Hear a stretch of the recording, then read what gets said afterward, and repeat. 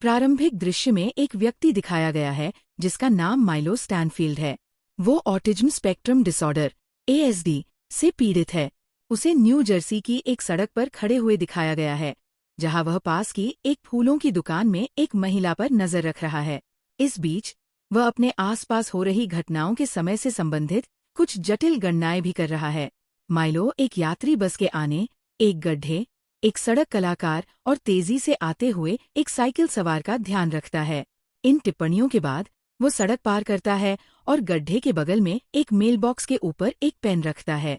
कुछ ही देर बाद उसकी योजनाबद्ध श्रृंखला प्रतिक्रिया शुरू होती है। एक टैक्सी गड्ढे पर चढ़ती है, जिससे पानी छलकता है और पेन नीचे गिर जाता है। ये सड़क कलाकार का ध्यान खींचता है, जो पेन उठाने के लिए आगे बढ़ता है। ठीक उसी समय तेजी से आ रहा साइकिल सवार कलाकार से टकराता है, जिससे वह मेलबॉक्स से टकराकर पास के फलों के स्टैंड पर गिर जाता है। सड़क पर अफरातफरी मच जाती है, जिससे हर किसी का ध्यान भटक जाता है, यहाँ तक कि बस ड्राइवर का भी। नतीजतन वह लाल बत्ती को नोटिस नहीं कर पाता और सड़क पार कर रही उसी महिला से टकरा जाता है, जिससे वो वही ढेर हो जाती है। और लोग कहते हैं कि गणित खतरनाक नहीं है, माइलो मन ही मन कहता है। माइलो ये सुनिश्चित करने के बाद कि उसकी योजना सफल रही, वहां से चला जाता है। दृश्य बदलकर FBI विशेष एजेंट ओलिविया डनहैम पर आता है। वो होमलैंड सिक्योरिटी के फ्रिंज डिवीजन में काम करती है, जो पैरानॉर्मल घटनाओं में विशेषज्ञता रखता है। ओलिविया लगता है कि लंबे अंतराल के बाद काम पर लौट रही है, क्योंकि उसे सिर में चोट लगी थी। जैसे ही वो FBI मुख्यालय में प्रवेश करती है, उसकी सहकर्मी चार्ली उसका स्वागत करती है, जो टीम की पर्यवेक्षक है। इस बीच एजेंसी के प्रमुख वाल्टनेट Bishop lab assistant Philip Broyles से ओलिविया की वापसी के बारे में बात कर रहे हैं। फिलिप कहता है कि वह एक डॉपलगैंगर है, जिसे फॉक्स ओलिविया नाम दिया गया है, और वह चिंता व्यक्त करता है कि क्या वे एक धोखेबाज को अपनी टीम में शामिल कर सकते हैं। यहाँ ये खुलासा होता है कि ओलिविया, जो कार्यालय के अंदर है, असली नहीं है।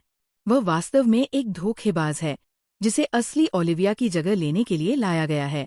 वाल्टनेट फिर अपनी प्रेरणा का खुलासा करता है कि वह फॉक्स ओलिविया को इस ब्रह्मांड में क्यों रखना चाहता है और असली ओलिविया की यादों को उसमें क्यों प्रत्यारोपित करना चाहता है। वह दावा करता है कि फॉक्स ओलिविया ही एकमात्र है जो बिना किसी नुकसान के ब्रह्मांडों के बीच यात्रा कर सकती है। वाल्टनेट यह पता लगाना चाहता है कि वह ऐसा कैसे कर सकती है। इसके लिए वो कहता है कि उन्हें उसे ये विश्वास दिलाना होगा कि वह यही की है।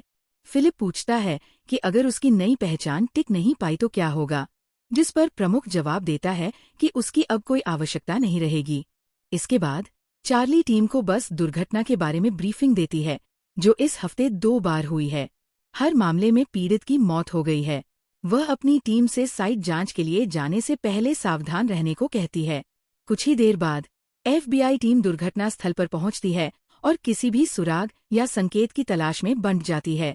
जांच का नेतृत्व एक अन्य FBI एजेंट लिंकन ली कर रहा है, जिसका चेहरा जलने के निशान से खराब हो गया है। चार्ली शव का निरीक्षण करती है और उसकी उंगलियों के निशान का उपयोग करके उसके बारे में और जानकारी प्राप्त करती है। वह पता लगाती है कि मृत महिला का नाम जूलियन फोस्टर है। इस बीच ओलिविया बस ड्राइवर से पूछताछ करती है, जो इस घटना से हिल गया है, क्योंकि उसने पहले कभी किसी पक्षी या जानवर को भी नहीं मारा था। साथ ही एजेंट ली पर्यावरणीय कारकों के किसी भी संकेत के लिए परीक्षण करता है, लेकिन कुछ नहीं मिलता। हालांकि उसे दृश्य पर वही बॉल पॉइंट पेन मिलता है। गवाहों से पूछताछ करने के बाद ओलिविया एजेंट ली के पास जाती है और उसे बताती है कि स्थानीय कलाकार पेन उठाने के लिए झुका था, जिस दौरान वो साइकिल सवार से टकराया और फलों के स्टैंड पर गिर गया। ये सुनकर एजेंट ली अनुमान लगाता है कि पेन ही वह मुख्य तत्व है जिसने घटनाओं की एक श्रृंखला बनाई, जो अंततः पीड़ित की मौत का कारण बनी। अगले दिन FBI मुख्यालय में एजेंट ली और चार्ली उन 2 दिनों में हुई बस दुर्घटनाओं के बीच संबंध खोजने की कोशिश कर रहे हैं। एजेंट ली पहली दुर्घटना की तस्वीर में वही बॉल पॉइंट पेन देखता है, जिससे उसे और भी यकीन हो जाता है कि किसी ने इन घटनाओं की श्रृंखला को अंजाम दिया है। इसके बाद वे FBI एजेंसी की गणितज्ञ एस्ट्रिड से बात करने जाते हैं और उन्हें घटनाओं के बारे में बताते हैं। हालांकि एस्ट्रिड दावा करती है कि कोई भी मनुष्य ऐसी घटनाओं की श्रृंखला को अंजाम नहीं दे सकता और उसे अपने पक्ष में नहीं मोड़ सकता।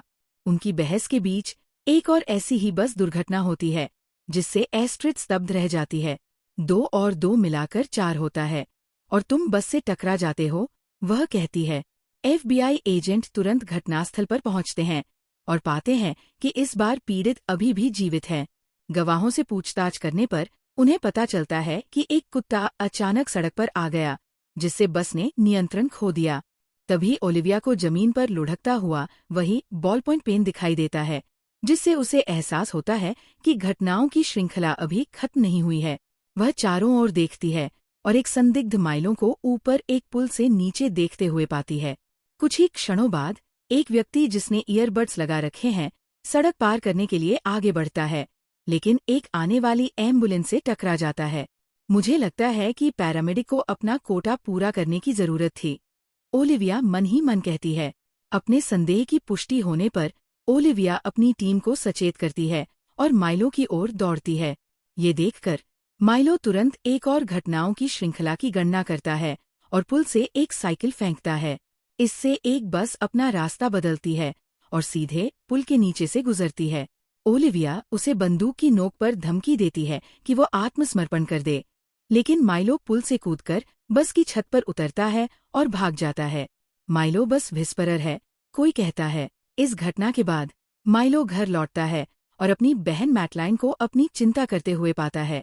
वह उसे बताती है कि उसे अस्पताल से कई कॉल आए हैं, लेकिन वह उन्हें नजरअंदाज कर देता है। वह उसे आत्मसमर्पण करने के लिए मनाने की कोशिश करती है, ये कहते हुए कि वो बहुत आगे निकल गया है।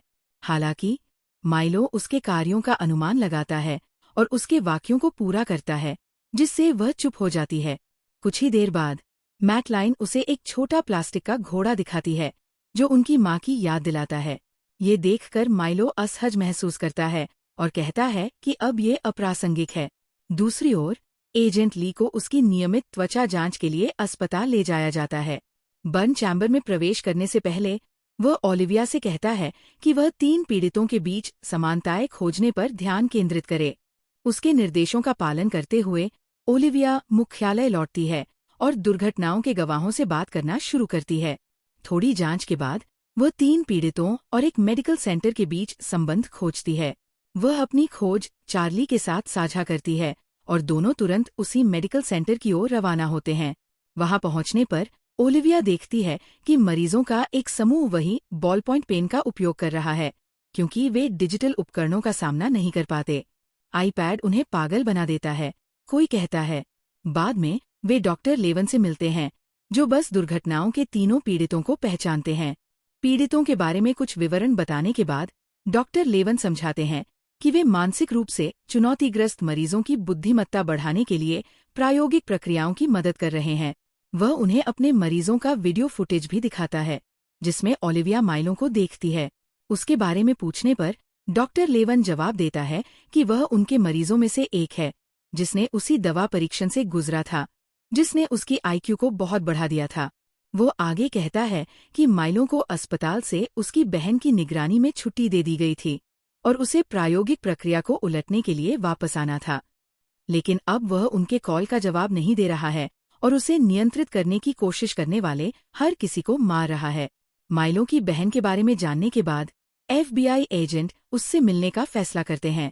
बिना उनकी जानकारी के माइलो ओलिविया पर नजर रख रहा है और उसकी हर गतिविधि का पैटर्न नोट कर रहा है। बाद में चार्ली और ओलिविया माइलो के घर पहुंचते हैं, जहां मैटलाइन उनका स्वागत करती है। वे उससे माइलो के ठिकाने के बारे में पूछते हैं, लेकिन वह दावा करती है कि उसे इसकी जानकारी नहीं है। ये महसूस करते हुए कि वह कुछ छिपा रही है, एजेंट उसे बताते हैं कि उसने क्या अपराध किए हैं और उसे खुला छोड़ना कितना खतरनाक है। जबकि चार्ली माइलो के कमरे की जांच करने जाती है, ओलिविया अपनी दिवंगत बहन के बारे में बताती है, ये बताते हुए कि वे एक दूसरे की कैसे देखभाल करते थे। ये सुनकर मैटलाइन को सांत्वना मिलती है और वह अपने भाई के बारे में और विवरण साझा करती है। वह बताती है कि माइलो कई घटनाओं के परिणामों का अनुमान लगा सकता है, यहाँ तक कि सबसे छोटे विवरण तक। वह ये भी बताती है कि वह माइलो का ध्यान भंग कर सकती है, बस उसे खिलौना घोड़ा दिखाकर। जब भी वह बुलसाई को देखता है, उसे वूडी मिलता है। वह कहती है। आखिरकार ओलिविया उसे मनाने में सफल हो जाती है कि वह जो कुछ भी जानती है उसे बताए, यह जोर देते हुए कि वे नागरिकों के साथ साथ माइलो की सुरक्षा के बारे में चिंतित है। मैटलाइन तब एक नोट सौंपती है जिसमें उस होटल का स्थान बताया गया है जहां माइलो फिलहाल ठहरा हुआ है। इसके बाद ओलिविया और चार्ली माइलो को पकड़ने के लिए योजनाओं पर चर्चा करते हैं। हालांकि वे जल्द ही महसूस करते हैं कि कोई भी योजना व्यर्थ होगी, क्योंकि वह उनकी हर चाल का अनुमान लगा सकता है। नतीजतन वे बिना किसी बैकअप के सीधे होटल पर जाने का विकल्प चुनते हैं। मुझे नहीं पता कि ये कैसे मदद करेगा, लेकिन उन्हें सबसे अच्छा पता है, कोई कहता है। इस बीच माइलो को अपने होटल के कमरे में खिड़की से नीचे देखते हुए दिखाया गया है और वो अगले कुछ मिनटों में होने वाले परिदृश्यों की कल्पना कर रहा है। अपनी क्षमता के साथ वह अनुमान लगाता है कि ओलिविया और चार्ली जल्द ही आएंगे और उसका पीछा करेंगे। वह यह भी गणना करता है कि वह ओलिविया को एक निर्माण स्थल के चिन्हित क्षेत्र में ले जाकर मार सकता है, जहां हवा बहुत पतली है और सीमेंट की ईंटों के भार से उसे कुचल सकता है। जैसा कि उसने अनुमान लगाया था, दोनों FBI एजेंट होटल पर पहुंचते हैं और माइलो को सड़क पर उनका इंतजार करते हुए पाते हैं। वह तब निर्माण स्थल की ओर भागता है, जबकि एजेंट उसका पीछा करते हैं। ओलिविया, जो पतली हवा वाले क्षेत्र के चेतावनी संकेतों से अनजान है, उसके बजाय वहां से गुजरती है और रेस्पिरेटर पहनने के लिए रुकती नहीं है। ये वास्तव में माइलो की गणना को गलत साबित करता है। उसने नहीं सोचा था कि वह इतनी बेवकूफ होगी, कोई कहता है। इसके अलावा वह सीमेंट की ईंटों के ढेर से भी बच जाती है, जिसे माइलो ने उस पर गिरने का अनुमान लगाया था। खलनायक अपनी गणना के गलत होने पर स्तब्ध रह जाता है और अंततः उसके द्वारा पकड़ा जाता है। इस समय ओलिविया लगभग घुटन के कारण बेहोश हो जाती है, लेकिन सौभाग्य से चार्ली समय पर पहुंचती है और उसे सांस लेने में मदद करती है। इन घटनाओं के बाद चार्ली ओलिविया से पूछती है कि उसने रेस्पिरेटर पहनने के लिए क्यों नहीं रुकी, जिस पर ओलिविया जवाब देती है कि उसे चेतावनी संकेत नहीं दिखाई दिया। बाद में ओलिविया मैटलाइन को अस्पताल ले जाती है, जहां माइलो को एक सुपर कंप्यूटर के साथ बातचीत करते हुए दिखाया गया है। डॉक्टर के अनुसार IQ बढ़ाने वाली दवा माइलो के दिमाग में बहुत लंबे समय से है, जिसके कारण वे उलट प्रक्रिया को अंजाम नहीं दे पा रहे हैं। अब उसका दिमाग इतना उन्नत हो गया है कि केवल मशीनें ही उसके विचारों को समझ सकती है। इस खबर से दुखी होकर मैटलाइन कमरे के अंदर जाती है और अपने भाई के सामने खिलौना घोड़ा रख देती है। उसी शाम ओलिविया अपने घर पर होती है, जब उसे पीटर की एक दृष्टि दिखाई देती है, जो दूसरे ब्रह्मांड से उसका प्रेमी है। वह उसे बताता है कि वह इस ब्रह्मांड की नहीं है। अपने दावे को साबित करने के लिए वह उसे याद दिलाता है कि कैसे इस ब्रह्मांड के बारे में उसकी जानकारी की कमी ने उसकी जान बचाई। उसके अनुसार अगर उसने चेतावनी संकेतों को पहचान लिया होता और वहां रुक गई होती, तो वह मर जाती। पीटर उसे अपनी सभी यादों को याद करने की कोशिश करने के लिए प्रोत्साहित करता है और गायब होने से पहले उसे चूमता है।